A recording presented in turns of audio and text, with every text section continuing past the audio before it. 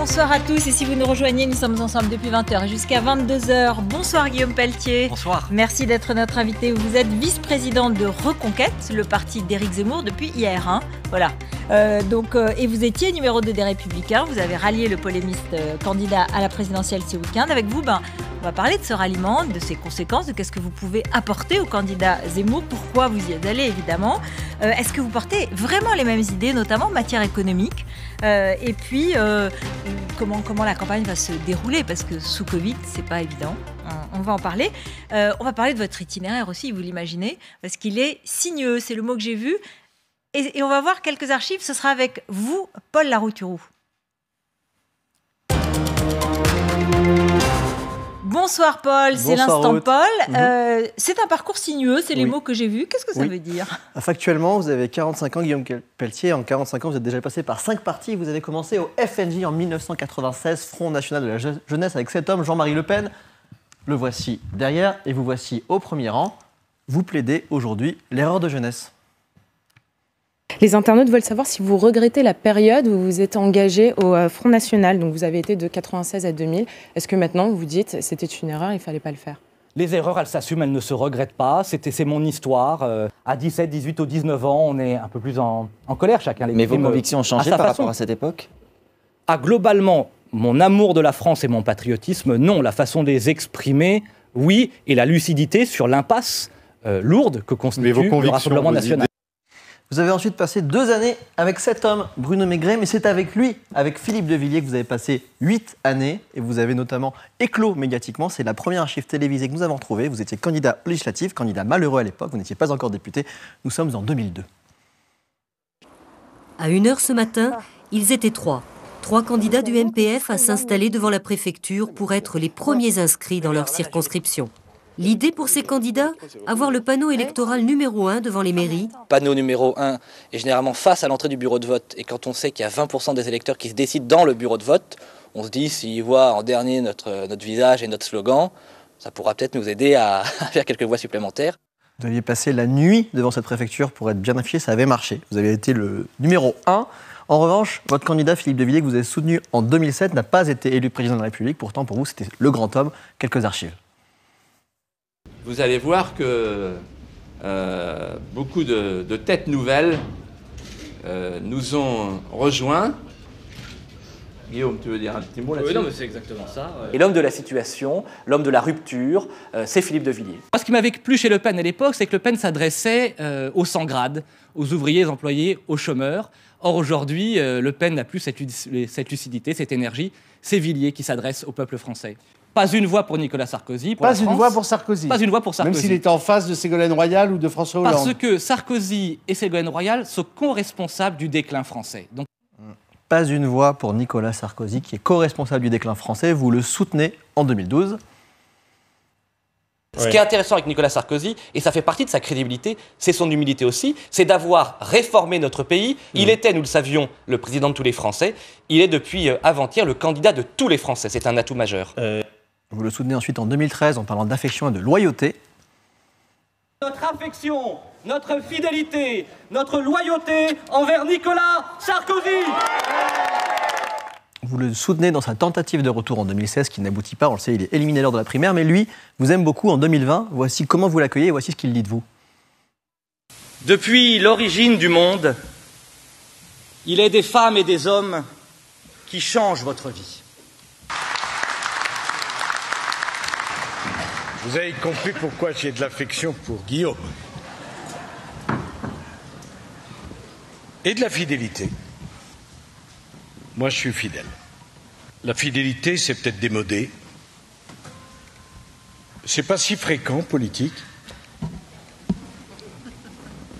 J'ai des exemples. Et moi, j'aime le talent. Et Guillaume Pelletier a du talent.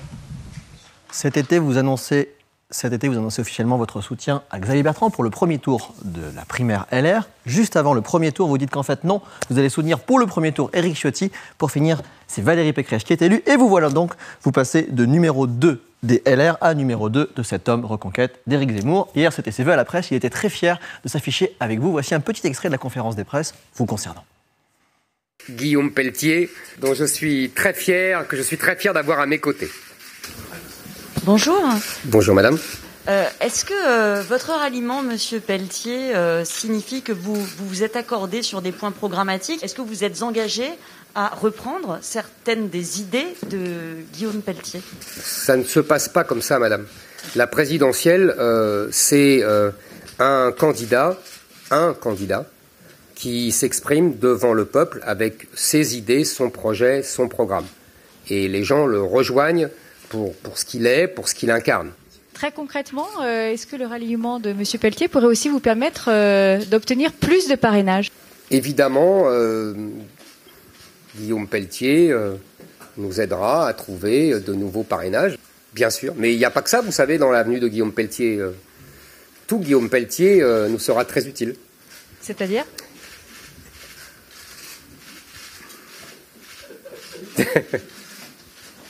Au début de la campagne, vous aviez dit que vous rechercheriez chez les LR celui qui pourrait être ce qu'a été Jacques Chirac à Valéry Giscard d'Estaing en 1974. Est-ce que c'est le cas aujourd'hui de Guillaume Pelletier? Est-ce que c'est le Jacques Chirac d'Éric Zemmour? Et est-ce qu'il vient avec, je ne sais plus combien ils étaient, une cinquantaine de RPR? J'étais dans l'idéal. Aujourd'hui, je suis dans le réel. Et donc, l'arrivée de Guillaume Pelletier est le début de cette vague que j'espère et que j'escompte. Et donc au final, c'est la fille de cet homme, c'est la fille de Jean-Marie Le Pen, Marine Le Pen, qui résume à sa façon ce que vous avez appelé, Ruth, un parcours sinueux. Je pense qu'Éric Zemmour devrait aller mettre un cierge parce que là où Pelletier passe, les campagnes trépassent.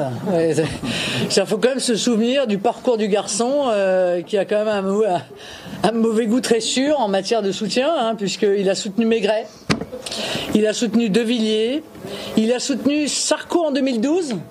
Il a soutenu Sarko à la primaire aussi après. Et là, très récemment, il a soutenu Xavier Bertrand. Puis Ciotti au second tour. Voilà, bon donc, quand on a un palmarès comme celui-là, voilà. Et Éric Zemmour devrait croiser les doigts quand même, parce que je suis pas sûr qu'il arrive à échapper à la malédiction Pelletier, en fait. Merci Paul Larouturou. Avec Laura Baca, vous avez fouillé toutes les archives pour faire ce portrait et ce coup de poing quand même à l'estomac de la part de Marine Le Pen. Elle dit il faudrait qu'Éric Zemmour allume des cierges parce que vous avez toujours fait les mauvais choix. Alors c'est pas vrai puisque ma première campagne, j'allais avoir 18 ans, j'avais soutenu Jacques Chirac en 1995. On l'a oublié celle-là. C'est ma première campagne de militant. Et puis je le dis avec beaucoup d'humilité parce que bien sûr que j'ai parfois commis des bêtises ou dit des erreurs. Vous savez, on n'a pas toujours raison. Mais Marine Le Pen, moi, été élu sur mon nom à de nombreuses reprises depuis 10 ans maintenant. Donc il faut elle aussi qu'elle ait beaucoup d'humilité et qu'on arrête de se critiquer les uns les autres. Vous savez, Richelieu disait par rapport au portrait que vous venez, et que je comprends, et comme ça je vais pouvoir m'expliquer. Richelieu avait une très bonne formule, il disait « Trouvez-moi 5 phrases de l'homme le plus honnête et je trouverai le moyen de le faire pendre ». Quand on arrache un contexte... Non mais quand on arrache à un contexte... C'est quoi mon parcours? Pour que chacun comprenne bien. C'est comme un fleuve. Moi, j'ai une source, le patriotisme. Et des sinuosités, bien sûr, sur 20 ans d'engagement, pour trouver celui qui va nous permettre enfin, à travers l'Union des droites, on y reviendra, de bâtir une recomposition politique capable d'offrir à tous les patriotes, tous les républicains, un mouvement commun. Vous savez, ma génération, c'est la génération qui a connu François Mitterrand, qui a inventé ce piège terrible pour la droite française. Puisque la gauche est minoritaire, je veux diviser les droites. Eh bien, avec Éric Zemmour, pour la première fois, et c'est en cela que je dis que c'est une promesse et une chance formidable, et que j'appelle tous les Français de droite, quel qu'ait été leur vote antérieur, qu'ils aient cru en Madame Le Pen, qu'ils aient cru en Nicolas Sarkozy, qu'ils aient cru en Charles Pasqua, en Philippe Séguin, en Philippe de Villiers, de nous rassembler. Unissons nos forces. Elle est là, la grande promesse d'Éric Zemmour. Unissons nos forces pour construire un grand mouvement populaire de droite, battre Emmanuel Macron et sauver la France. Guillaume Pelletier, quand on a retiré un certain nombre d'éléments d'archives, on n'a pas manipulé ou on n'a pas instrumentalisé. On est en contexte, c'est ça que je veux dire. Oui, on raconte votre histoire. J'assume totalement. Vous le savez très bien. Et c'est normal et vous l'assumez et vous le dites vous-même. Mais ce qui est intéressant, c'est le contexte. Oui. Et j'assume tout de mon histoire. Moi, j'ai l'histoire, vous savez, assez simple d'un électeur de droite. Depuis les années 90 et 2000, après l'effondrement des grandes idéologies, la droite française, les électeurs de la droite française, cherchent celui qui va réunir les deux rives.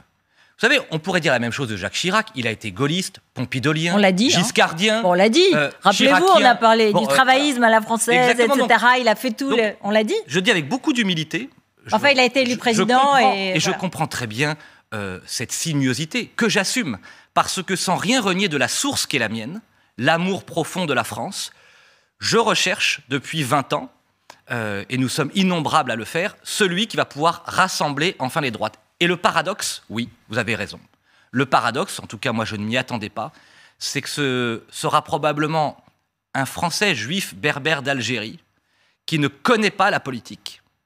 Éric Zemmour, non, il n'a pas fait de politique, il n'a pas été mais il élu. connaît très bien la politique, comme journaliste, il a un peu... Bien sûr, qui parce qu'il l'a observé, sans rien renier de ses convictions et de ce courage, est en train de poser un acte fondateur pour la vie politique française, ce grand mouvement de l'union des droites, comme le RPF du général de Gaulle, pour rassembler tous les électeurs de droite, toutes les familles de la droite, et enfin préparer une alternative pour la France. Voilà un plaidoyer extrêmement véhément et enflammé, donc très bien.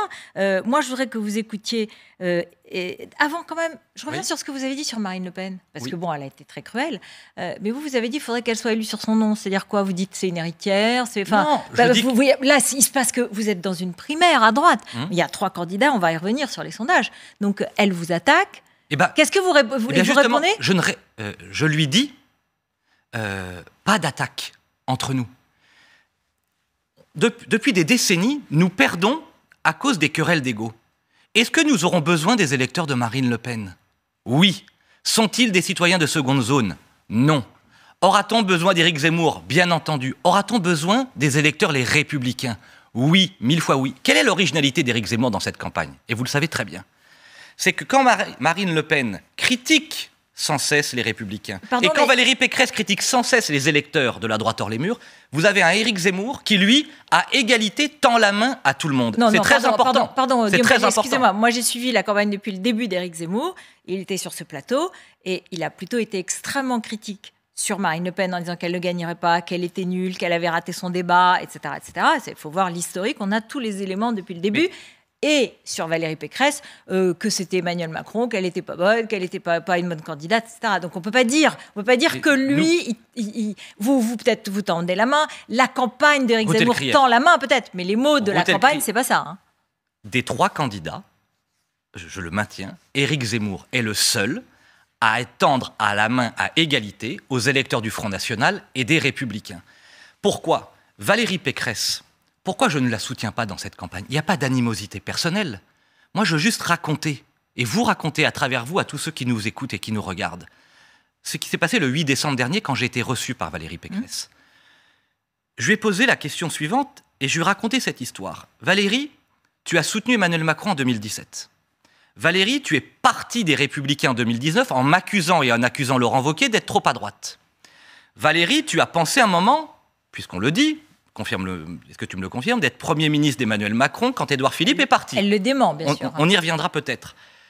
Le soir de ton élection, tu dis à Éric Ciotti, je ne reprendrai pas tes idées et ton projet, ce qui a créé des tensions, vous en souvenez, dans les 24 premières heures au lendemain du Congrès. Je te pose une question, Valérie. Est-ce que tu me promets, parce que moi je ne veux pas mentir aux électeurs de droite, est-ce que tu me promets que tu ne soutiendras pas Emmanuel Macron en 2022, quelle que soit la configuration? Elle ne m'a pas répondu. À partir du moment... C'est-à-dire que vous lui disiez, il faudrait... Enfin, c'est votre vision, parce qu'on n'a pas le témoignage de Valérie Pécresse, mais vous lui demandiez de dire qu'elle ne soutiendrait pas Emmanuel Macron, par exemple, face à Marine Le Pen, ou face à Éric Zemmour. Exactement, mais... D'accord. Ça n'engage que moi, vous avez raison. Posez-lui la question. Posez la question à Valérie Pécresse. Est-ce qu'elle s'engage, si Éric Zemmour est face à Emmanuel Macron, à ne pas voter Emmanuel Macron? Je ne crois pas, vous le verrez. Je pense que son idée, c'est de soutenir Emmanuel Macron. Donc, je respecte tout ça, mais moi... Ce sont des spéculations, parce que quand on lui pose la question, elle dit « je soutiendrai Valérie Pécresse au deuxième tour ». D'accord, oui, mais il y a une configuration qui est probable, et de plus en plus, et je vais vous dire pourquoi, qui sera Éric Zemmour face à Emmanuel Macron. Pourquoi? Parce qu'Éric Zemmour, je le répète, est le seul à bénéficier aujourd'hui d'un double socle. 30% des électeurs de Marine Le Pen, 25% les électeurs fillonistes de Valérie Pécresse. Et notre travail, puisque c'est la première fois que ça existe dans l'histoire de la Ve République, c'est qu'un candidat et toute une équipe posent cet acte fondateur. Nous accueillons tous les électeurs de droite sans exclusive pour bâtir l'union des droites. Alors écoutez Éric Ciotti, parce qu'il était notre invité hier soir, et il a répondu, et il vous parle, et il parle à ses électeurs, et il répond à Éric Zemmour, et il dit, c'est seulement chez nous que ça peut se passer. Écoutez. Je lance un appel solennel à tous les électeurs de droite, tous ceux qui sont désespérés aujourd'hui par la situation de notre pays. Un pays qui ne protège plus ses concitoyens, un pays qui est engagé vers une faillite économique, tous ceux qui veulent de l'ordre dans la rue, mais de l'ordre dans les comptes aussi. Il n'y a qu'une candidate qui peut interrompre cette situation, qui peut battre Emmanuel Macron, c'est Valérie Pécresse. Voilà, c'était hier, et c'est ce qu'il disait. La seule qui peut battre Emmanuel Macron, c'est Valérie Pécresse. Et si vous raisonnez un peu, est-ce que Éric Zemmour ne décourage pas un certain nombre de personnes par ses saillies, par un certain nombre de déclarations et du coup, est-ce qu'elle ne pourrait quand même pas vraiment rassembler? Et Éric Ciotti, il donne sa caution.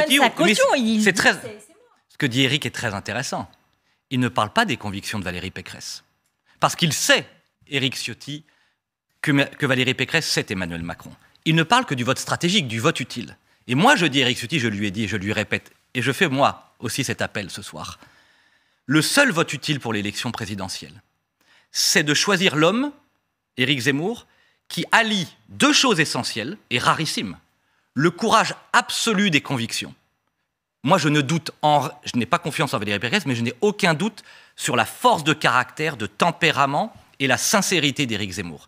Il dit la même chose depuis 30 ans. Oui. Il dit qu'il faut mettre fin à l'immigration. Oui, mais s'il perd, ça ne sert à rien. Mais il va gagner. Et je vais vous dire, donc, premièrement, le courage des convictions. Et deuxièmement, parce qu'il a posé cet acte, qui n'est pas un acte dérisoire, d'union des droites. Et donc, pour la première fois, vous savez, dans toutes les familles françaises de droite, il y a des gens qui ont cru en Le Pen, en Sarkozy, en Chirac, en Pasqua, en Villiers. Eh bien, nous disons, pour la première fois, unissons nos forces. Et nous sommes d'accord sur l'essentiel, j'y reviens, c'est ça le zémourisme. 1, nous voulons mettre fin à l'immigration de masse. On peut vous dire comment.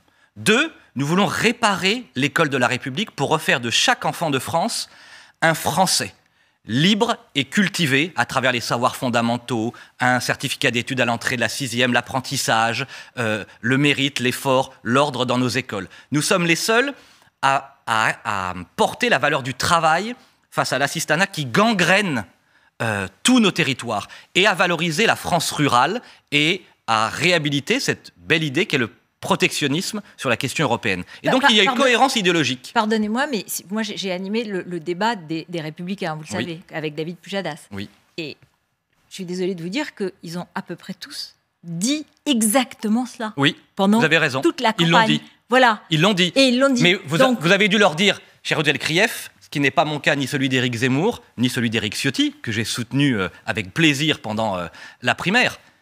Michel Barnier, il était ministre, il a eu l'occasion de le faire. Valérie Pécresse, elle a été ministre, elle a été l'occasion de le faire. Ils ont eu les moments confiés par le peuple français de sauver la France. Ils ne l'ont pas fait. Et donc, notre responsabilité avec Éric Zemmour, avec Philippe de Villiers et tant d'autres, innombrables, qui nous rejoignent. Il y en aura d'autres qui, vous pensez, qui vont vous rejoindre de chez les Républicains? Vous avez des noms, vous avez des contacts, il se passe des choses là? Ah, je peux vous dire, dans les jours qui viennent, vous le verrez, d'abord, des milliers, j'ai bien dit des milliers, d'adhérents les Républicains et de sympathisants les Républicains, et on le démontrera, sont en train de nous rejoindre, à la suite de l'appel que nous avons lancé dimanche dernier. D'ailleurs, ceux qui ne nous croient pas, il suffit de regarder un sondage, je crois que c'est Opinionway pour Atlantico, 51% des sympathisants les Républicains souhaitent un gouvernement d'union nationale de toutes les droites. Exactement ce que propose Éric Zemmour. Deuxièmement, est-ce qu'il y aura des élus, est-ce qu'il y aura l'appel des 43 de Jacques Chirac? Il y a un certain nombre de personnalités, étape par étape, avec qui je suis en contact, au Sénat, à l'Assemblée nationale ou parmi les maires, bien sûr, qui s'interrogent de plus en plus parce qu'ils sentent bien que l'insincérité de Valérie Pécresse, le ralliement programmé à Emmanuel Macron, ne correspondent en rien à la promesse que nous devons tenir auprès de nos électeurs. Donc, nous ne sommes pas, nous, dans une compétition agressive avec Marine Le Pen et Valérie Pécresse. Nous disons juste Éric Zemmour... Non, mais je réponds à vos questions, parce que vous me posez des questions. Nous, avec Éric Zemmour, notre originalité, justement, c'est d'avoir un candidat authentique et sincère, de poser un constat lucide sur l'état de la société française, d'apporter des solutions très claires et d'avoir une originalité stratégique que vous ne pouvez pas dénier. Il est le seul à proposer l'union des droites. Alors, juste un mot, c'est que vous avez vu notre sondage pour d'IFOP pour LCI, le Rolling, le sondage quotidien, et vous connaissez très bien les sondages, que vous êtes particulièrement avisé en matière de sondage et en matière d'études d'opinion. Vous voyez que depuis un certain nombre de semaines, Éric Zemmour est 4e. Et il n'y a plus la même... Enfin, il a fait une irruption spectaculaire dans le paysage politique, c'est indéniable. Mais depuis quelque temps, il est scotché à la 4e place. Donc, qu'est-ce qui se passe? Pourquoi cette panne? Et pourquoi ça changerait? Parce que finalement, là, ça y est, la compétition, elle est lancée. Et c'est Marine Le Pen qui est pour le moment très, très, très peu devant Valérie Pécresse. Alors, vous avez raison, vous êtes sympa de dire que... C'est vrai que j'aime bien ce type d'études. On a nos convictions et de regarder ce que ça donne. Bon. Éric Zemmour a le score exact, par exemple, que faisait Jean-Luc Mélenchon en janvier 2017. Jean-Luc Mélenchon qui a fini à près de 20% des suffrages. Mais quatrième. À près de 20% des suffrages. 4e. Emmanuel Macron a très longtemps, jusqu'à la fin de l'automne 2016, était entre 11 et 13%. Il a fini par gagner l'élection présidentielle. Jacques Chirac, face à Édouard Balladur, en 1995, juste avant son grand discours de la fin du mois de janvier, est entre 11 et 13%. Qu'est-ce qui est spectaculaire? C'est deux informations principales. La première, comment un homme sans parti, sans rien, sans histoire politique, Éric Zemmour, passe de rien à 12 à 14%. Il y a un autre sondage, vous le savez, cet après-midi, qui sort demain, qui le met à près de 14%. Mais qui est considérable. Mais 4e, pardon. Aujourd'hui, 4e. D'accord. Ça, c'est la première information. Avec un socle extraordinaire et équitable de toutes les droites. Et je vais vous dire comment on va continuer à progresser. La deuxième information la plus importante, c'est la fin de la dynamique de Valérie. Valérie Pécresse, au lendemain d'une primaire qui avait pris des points qui étaient montés à 17, 18, 19, est en train de baisser. Et donc, Éric Zemmour va démontrer dans les prochaines semaines, par les ralliements successifs qui vont se multiplier, d'une part, par ce qu'il a proposé aux Français, je le répète, la cohérence extraordinaire, le courage. Il est le seul à être à ce point courageux. Oui, mais c'est important, le fond. Vous savez, la vie politique, c'est d'abord des idées, heureusement. D'accord, mais sur le fond et sur les idées, vous savez très bien qu'il y a aussi des choses très contestées. Oui, on y reviendra si vous voulez, mais enfin, c'est le seul à parler des deux grands sujets dont tout le monde me parle. Moi, vous savez, j'ai été maire, je suis député, je suis un élu du monde rural, je suis en phase avec les Français. Les Français, ils me parlent de quoi toute la journée? Le grand remplacement. Comment on va mettre fin au grand remplacement, à l'effondrement de la société française? Deuxièmement, le grand déclassement. Quel homme politique va nous permettre, à nous, quelle que soit notre situation, par le travail, par la récompense du travail, par la hausse des salaires, de redevenir quelqu'un? Ils sont là, les deux grands enjeux. Seul Éric Zemmour apporte une réponse concrète. Et vous verrez, en février, en mars, c'est la vague qui va monter progressivement. Il est aujourd'hui 4e, enfin, à 1 ou 2 points, ce qui est rien. Bien sûr, il est même 3e, vous verrez, dans un sondage demain. Donc tout ça est très serré. La vraie information, c'est que dans le match à 3, Le Pen, Pécresse, de la droite, oui. Zemmour, celui qui a le plus grand potentiel et qui va remporter cette bataille, c'est Éric Zemmour pour les raisons que je viens de vous donner. Alors, est-ce qu'il aura ses parrainages? Bien sûr, bien sûr, c'est un travail. Il y a aujourd'hui un peu plus de 300 parrainages, ce qui est un très bon socle. Et justement, avec Philippe de Villiers et beaucoup d'autres, beaucoup d'élus qui nous aident de manière officielle ou non officielle d'ailleurs. Vous en avez de la part d'élus les Républicains qui sont en train de se préparer ou pas? Non, mais croire, vous savez, ça c'est le vieux truc. C'était vrai il y a 20 ans, les partis qui disent « je vous en donne », ça ne marche plus, ça n'existe plus. Aujourd'hui, notre travail, c'est de convaincre les maires qui sont parfois sous la coupe des communautés de communes, j'ai été maire et président de communauté de communes, donc je connais ça par cœur, que cet acte est un acte démocratique. Au fond, le général de Gaulle, il avait inventé quoi? Un filtre neutre pour écarter les candidatures fantaisistes. François Hollande l'a transformé en filtre militant pour écarter les candidatures populaires. Il serait absurde que M. Mélenchon, Mme Le Pen ou Éric Zemmour n'aient pas leur parrainage. Et donc tout le travail qu'on va mettre en place... Là, vous voyez bien que Marine Le Pen, elle était arrivée à 627 parrainages en 2017, donc c'était assez juste. Même pas, je crois, 527, oui. 627. Ah, 627, d'accord. 627. Ouais. Et du coup, ça veut dire que ça sera difficile parce que vous vous adressez au même public qu'elle, et donc c'est plus difficile. C'était déjà très juste, et donc il y a maintenant deux candidats qui demandent des parrainages et qui viennent peut-être des mêmes lieux. Non, mais c'est un combat. Il y a 36 000 maires. Il y a aussi quelques milliers. Il y a 42 000 élus qui peuvent vous parrainer. Voilà, exactement, des conseillers régionaux et départementaux. Il y a hélas que... Donc vous êtes optimiste? Sérieux. On est en train de mettre en place une opération avec des équipes remarquables qui ont déjà fait un travail extraordinaire, une opération département par département, et les premiers signaux ces dernières semaines et ces derniers jours sont très encourageants. Il faut qu'on soit très organisé. Je n'ai aucun doute sur le fait qu'on y parvienne, mais je lance à nouveau un appel aux maires en disant... Parrainer, ça n'est pas forcément soutenir idéologiquement, c'est permettre à une sensibilité de la société française de plus en plus importante, encore plus parce qu'elle deviendra probablement majoritaire en 2022, de pouvoir se présenter. Et donc faites cet effort de courage démocratique. On va parler de ce qui peut se passer après 2022 en fonction des résultats, mais je voudrais qu'on revienne sur vos points communs ou vos différences avec Éric Zemmour. On va parler d'économie, on va parler d'histoire dans quelques instants. Mais d'abord, j'ai retrouvé, comme tous ceux qui peuvent chercher dans leur documentation, des phrases très dures d'Éric Zemmour sur vous. En 2019, je m'en souvenais absolument pas, parce que après les élections européennes, vous avez dénoncé ce que vous avez appelé, je cite, le communautarisme catholique, les relents réactionnaires de votre propre parti.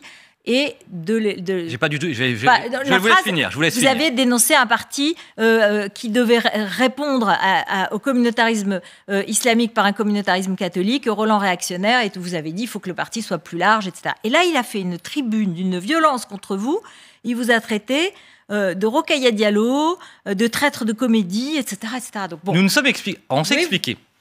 J'ai d'ailleurs dû m'exprimer maladroitement à l'époque. Il faut toujours reconnaître, c'était au lendemain des élections européennes. Attendez, je vous explique. Oui. J'avais soutenu avec beaucoup de détermination la campagne de François-Xavier Bellamy et de Laurent Wauquiez. J'étais l'un des vice-présidents avec Laurent, donc on avait fait ce choix avec François-Xavier. Et j'avais dit au lendemain, attention, le grand sujet, c'est le grand remplacement. Le grand sujet, c'est la menace de l'islam politique. Attention d'y apporter pas simplement une réponse identitaire. C'est-à-dire que pour moi, la France n'est pas la France sans 2000 ans d'histoire chrétienne, évidente, mais que la France ne serait plus la France non plus sans ce bel héritage, inventé d'ailleurs par le christianisme, qui est la laïcité, c'est-à-dire, pas le laïcisme, la laïcité, c'est-à-dire la séparation entre le temporel et le spirituel. Et donc c'était devenu une petite polémique qu'Éric a très bien fait, à l'époque on en a beaucoup parlé, de dénoncer. Vous savez, quand on s'exprime régulièrement à la télévision, moi je ne prétends pas m'exprimer parfaitement et systématiquement. Et je maintiens le fond de mon propos, c'est-à-dire que si on veut mettre fin à l'islam politique, il nous faudra, et il l'a magnifiquement dit à Villepinte, est-ce que vous avez écouté le discours d'Éric Zemmour à Villepinte ? C'était remarquable. Quand à la fois, il dit à chacun, quelle que soit votre religion, vous la pratiquerez librement, bien entendu. Français catholiques, français musulmans, français juifs, aucun problème. Il a évolué. Mais il a été obligé d'évoluer. Il y a une condition, c'est que vous aimiez la France. Moi, je suis catholique, un Français catholique, Routel Krief. Mais au-dessus de ma foi, et Dieu sait qu'elle est importante pour moi, je mets la France. C'est ça qui fonde une communauté nationale. La République ou la France ? La France. La République. Pas la République. Mais la République, c'est magnifique, mais c'est un système d'organisation. Il y a les républiques islamiques, les républiques totalitaires, vous savez, ça existe. Non, mais la République française, elle a sa devise, elle a son histoire. Mais elle compte énormément pour moi. Mais la France, elle ne s'est pas arrêtée en 1789, mais elle n'a pas commencé en 1789. La France, c'est 2000 ans d'histoire. C'est cette synthèse extraordinaire entre l'État capétien et l'État républicain. C'est la France qui a dit qu'entre le drapeau blanc et le drapeau rouge, je choisis le drapeau tricolore et j'en fais le drapeau de la liberté. C'est ça, Éric Zemmour. Et quand il tend la main, j'ai été, moi, très ému, je vous le dis, par ce passage à Villepinte. Ouais. Quand il dit, et il a raison, qu'il sera intraitable, et nous serons intraitables avec l'islam politique, mais qu'il dit... Vous avez bien vu le chemin qu'il a dû parcourir. Je lance un appel aux Français musulmans pour leur dire, et pour vous dire, si vous aimez la France, si vous reconnaissez que la France est votre mère, alors demain, nous serons ensemble des frères. C'est ça le message d'Éric Zemmour. Aujourd'hui, la classe politique a constitué le terreau d'une future guerre civile, d'une juxtaposition de communautés, parce que nous n'avons plus de tronc commun. Quel est notre tronc commun magnifique qui nous rassemble et qui nous fédère et qui permettra de réparer la France et de reconstituer la paix civile ? c'est la communauté nationale. C'est 2000 ans d'histoire, c'est une communauté de destin. C'est ça, Éric Zemmour, qu'il est en train de porter et ce qui explique cette dynamique. Ce qui est sûr, c'est que vous lui apportez votre art oratoire, votre éloquence et votre talent, comme le disait Nicolas Sarkozy. Et mes convictions surtout, vraiment, parce que vous avez raison de dire que... Effectivement, ça peut être important pour lui et pour je vous son demande, équipe. Puisque je connais votre honnêteté, et j'assume, vous savez, mon parcours, bien sûr qu'il a été sinueux, mais personne ne peut m'enlever une chose. Depuis 20 ans d'engagement politique, de Philippe de Villiers à Laurent Wauquiez en passant par Nicolas Sarkozy, et aujourd'hui Éric Zemmour, j'ai cet amour de la France profondément ancré en moi, et je cherche un moyen, et il est là, devant nous. Beaucoup de candidats l'ont, et des journalistes l'ont, et beaucoup très probablement. de citoyens l'ont. Dans le monde politique, hélas, dans le monde politique, hélas, alors, il y a souvent la carrière au-dessus des convictions. Moi, j'ai décidé par cet acte, personne ne peut me l'enlever, de poser un acte de foi, un acte de courage par rapport à la carrière. Vous vous réconciliez avec vous-même, en fait. Oui, après 10 années avec Philippe de Villiers dans la droite hors les murs, et après 13 ans dans la droite républicaine, j'arrive enfin à l'aboutissement de cet engagement, qui est de réunir ces deux droites pour nous permettre demain de gouverner et de réparer la France, et d'avoir rencontré sur ce chemin cet homme en plus qui est extraordinairement sympathique, chaleureux, cultivé, qui est Éric Zemmour, Philippe de Villiers que je retrouve. Il y a une ambiance, je peux vous dire, au-delà du professionnalisme très qui est le nôtre. Une ambiance très masculine. Ah non, très, vous rigolez. Très viril. Mais pourquoi être caricatural? Mais je caricature pas, ce sont les images, je les vois sur les images. Mais de Sarah Knafo à Laurence Trochu, à Jacqueline Moreau, c'est totalement... mais vous voyez, nous on ne se regarde pas en tant qu'homme ou en tant que femme, on croit à l'altérité, mais surtout, on dépasse tout ça. Et il y a une ambiance incroyablement joyeuse et chaleureuse. Nous allons mener une campagne pour la gagner, mais nous allons mener une campagne joyeuse. J'invite tous les Français qui ont envie de revivre les grandes campagnes de Nicolas Sarkozy, les grandes campagnes de Jacques Chirac de 1995. Avant, j'étais pas né, donc je peux pas témoigner. À nous rejoindre. Les points communs avec Éric Zemmour, quand vous vouliez augmenter de 10, 15, voire 20% le SMIC en échange d'une baisse des charges pour les entreprises, et que vous vous souciez des classes populaires, alors que lui, aujourd'hui, de façon, sur ce plateau, à cet endroit-là, avec François Langlais et avec moi, il nous a expliqué, dans le fond, qu'il voulait revendiquer une forme de libéralisme économique assumé, dans lequel la retraite serait à 65, 66 ou 67 ans, puis après il s'est ravisé, il est revenu à 64 ans, dans lequel les impôts sur les successions sont totalement supprimés, dans lequel il y a une volonté de la compétition, une volonté de la compétition et de l'aide aux entreprises de façon très nette. Bon, moi j'ai le sentiment que vous qui avez écrit un essai sur les milieux de cordée, vous qui vouliez vous soucier de ces classes populaires, vous pouvez être très déçu, vous pouvez avoir une question. On a beaucoup discuté d'abord. Il a dit, il a raison, le candidat. Et oui, et il a répondu. Attendez, c'est pas vos idées qui vont l'influer. Il a dit en deux temps, il a raison. Le candidat, c'est Éric Zemmour, c'est lui qui décide. Ouais. Éric a cette originalité pour avoir accompagné un certain nombre de personnalités politiques rares. Il écoute. C'est lui qui décide, mais il écoute beaucoup.